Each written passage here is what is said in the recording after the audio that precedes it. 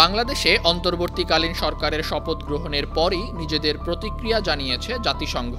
কোটা আন্দোলন ঘিরে সহিংসতা, হত্যাকাণ্ডে তদন্তে সহায়তার পাশাপাশি সংখ্যালঘুদের বাড়িঘর ও ধর্মীয় উপাসনালয়ে হামলার বিষয়ে নিজেদের অবস্থান পরিষ্কার করেছে বিশ্ব সংস্থাটি।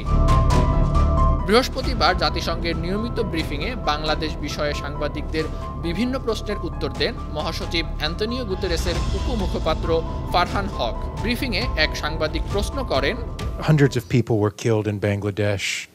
গত কয়েক সপ্তাহ বা তারও বেশি সময়ে বাংলাদেশে শতাধিক মানুষ নিহত হয়েছে এবং যারা নিহত হয়েছে তাদের মধ্যে বেঁচে থাকা কিছু ব্যক্তি জাতিসংঘকে এক ধরনের তদন্তের অংশ হওয়ার আহ্বান জানিয়েছেন।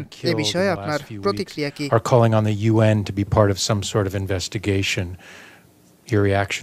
জবাবে উপমুখপাত্র ফারহান হক বলেন, আমরা দেখব নতুন সরকারের কাছ থেকে আমরা কি ধরনের আনুষ্ঠানিক অনুরোধ পাই।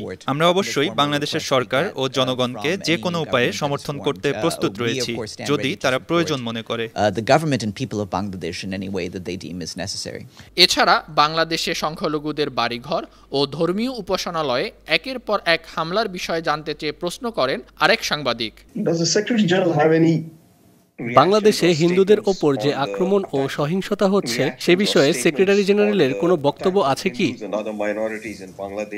জবাবে ফারহান হক বলেন, আমরা যে কোনো ধরনের জাতিভিত্তিক আক্রমণ বা বর্ণভিত্তিক উস্কানির বিরুদ্ধে।